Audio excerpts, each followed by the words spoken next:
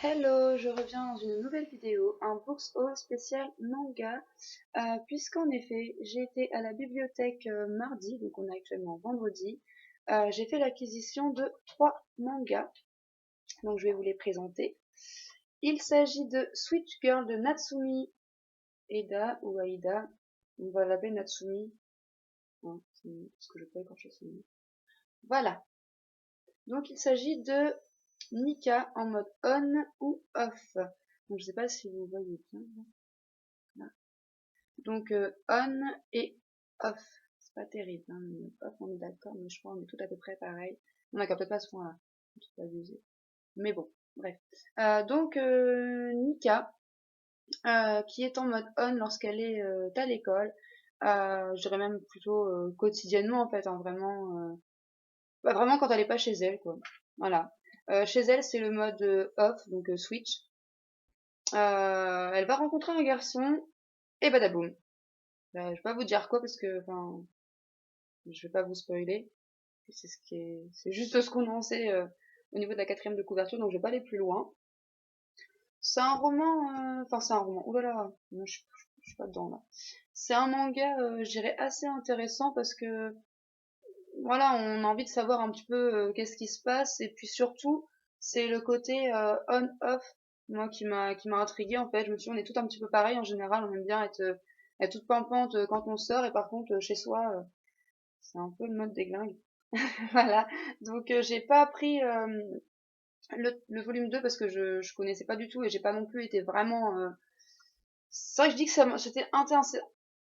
J'ai dit que c'était assez intéressant mais j'ai pas non plus été captivée au point de vouloir prendre le reste sans savoir. Et puis, c'est surtout que pour une première lecture, en fait, ça se lit assez bien, c'est assez simple, il y a beaucoup de détails au niveau des personnages, donc c'est sympa, ça permet de comprendre un peu mieux. Ensuite, Fruit Basket de Natsuki Takaya. Voilà. Donc, que j'ai connu par Solène, donc de la chaîne Librement Addict. Il s'agit de Toru, voilà, qui a perdu sa maman il y a pas longtemps. Enfin, il y a pas longtemps, dans l'histoire, hein, parce que là, vous êtes un peu. Elle vit du coup maintenant sous une tente et elle va être recueillie par la famille d'un garçon de sa classe, ou du moins de son école. J'ai un petit peu. Non, ouais, d'un de sa camarade de classe, donc c'est bien ça. Et donc voilà, enfin, je dis ça parce que j'ai commencé à le lire, j'ai pas fini, donc je suis vraiment au début. Ce garçon, donc en question, sa famille, avec certains garçons de cette famille se transforment en des conditions un petit peu particulières en animaux du zodiaque. Oui, voilà, on va dire ça comme ça. Donc voilà, je trouve l'histoire assez intéressante. Ça me plaît bien. J'ai commencé à le lire. C'est vraiment, oui, c'est vraiment sympa comme lecture. Donc j'aime beaucoup. J'ai le tome 1, le volume 1, pardon, et le volume 2. Donc je vous en dirai rien. Je vous le montre juste pour voir hein, la couverture. Mais voilà, je vais pas spoiler. Je vais pas me spoiler non plus. Donc voilà. Ensuite, il y a Chocolat et Vanilla de Moyoko Hano. Je vous montre le tome 1 d'abord, c'est mieux, enfin le volume 1. J'arrive pas du tout, je suis pas dedans. Donc voilà. Il s'agit de deux petites sorcières en fait qui se disputent le trône du royaume. Donc pour se départager, elles vont devoir combattre romantiquement, on va dire, le cœur des humains. Donc elles vont être envoyées, pardon, dans notre monde. Voilà, à voir donc laquelle sera la plus populaire. Hein. Je pense que c'est assez intéressant. Il y a le tome 2, voilà, comme ceci. Voilà. Donc au niveau du prix, je ne les ai pas. Je sais juste que Chocolat et Vanilla, les volumes sont à 6,50 €. Pour Switch Girl et Fruit Basket, j'ai pas de prix, donc je sais pas du tout. Cependant, je pense que ça doit tourner dans ces alentours-là, parce que c'est le prix des mangas en général entre 6 et 8 euros, je crois, à peu près. Je suis pas du tout une adepte des mangas. Je commence, mais doucement, ça me plaît beaucoup, mais je suis pas une habituée, donc je pourrais pas non plus vous en dire énormément. Justement, d'ailleurs, si vous avez des mangas à me faire découvrir, que ce soit en livre ou en animé, il n'y a pas de souci. En animé, je possède Vampire Knight Je ne me souviens pas du tout du nom de l'auteur, mais je vous le ferai savoir dans la vidéo par le petit cadre en fait là de texte, une petite bulle de texte. J'ai également Fruit Basket ainsi que Chocolat Vanilla.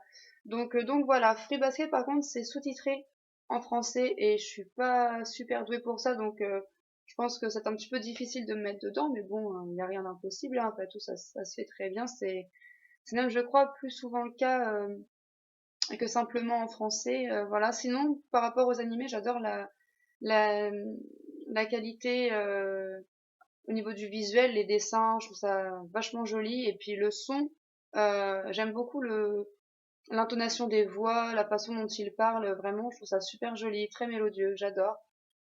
Donc voilà, je vais vous parler de la raison pour laquelle je me suis consacrée à cette semaine manga. Donc il s'agit du livre Aime-moi, enfin si tu peux de Céline Musmo. Donc c'est ma dernière lecture au niveau des romans. J'ai eu un coup de foudre, concrètement, il y a pas d'autre mot, enfin, je sais pas comment l'expliquer autrement. Je me suis plongée dedans et j'en suis toujours pas ressortie. J'émerge petit à petit, il va falloir vraiment que j'en sorte parce que sinon je n'arriverai pas à passer à un autre roman. Et j'ai des lectures, on va dire, c'est pas qu'elles sont obligatoires, hein, mais c'est prioritaire, parce qu'il s'agit de partenariat. Alors même si j'ai encore le temps, que je respecte les délais, hein, évidemment, je m'arrange toujours même pour le faire en premier lieu. Voilà, faut quand même que j'arrive à sortir de ce roman parce que autant que ça soit vraiment un énorme compliment pour l'auteur, je pense qu'il faut quand même que je puisse me mettre à autre chose. Donc voilà, et ce livre, il m'a captivé. Ouais, non, c'est vraiment pour moi c'est mon premier coup de foudre en fait, ça m'est jamais arrivé avant. Et du coup, j'ai voulu prendre cette semaine parce que je voulais pas tomber dans une panne de lecture. Je me suis dit, ça risque de m'arriver si je me force à lire autre chose alors que j'ai pas envie. Euh, Honnêtement, oui, je commence à en sortir un petit peu la tête. Et tout bêtement, le fait de le retenir dans mes mains pour cette vidéo, alors que je l'ai pas repris depuis, j'ai dû le finir le week-end dernier ou alors vraiment lundi tout au plus, ça me donne envie de le relire. Donc je vais le reposer hein, parce que voilà, il peut pas falloir abuser. Je vais le relire, c'est obligé, hein, mais c'est pas le moment. Et j'ai pas envie de perdre du temps dans mes lectures alors que j'ai d'autres choses de prévues. Donc voilà, bah écoutez, je vous remercie d'avoir pris le temps de regarder cette vidéo. Je précise que je vais tourner une deuxième vidéo après celle-ci. Il s'agira d'un tag, mon premier tag. J'en ai parlé sur ma page Facebook et Twitter, il me semble. Je crois que j'ai dû ou non, j'ai dû en parler que sur la page Facebook. Je sais plus exactement ce qu'on a parlé euh, il y a bien de ça une semaine, il me semble, ouais, à peu près. Donc voilà, c'est un tag que j'ai eu sur la page Facebook de Pocket Jeunesse. Il s'agit de quel roman choisiriez-vous? Quel personnage de roman choisiriez-vous, pardon? Donc voilà, je vais vous faire ça juste après celle-ci.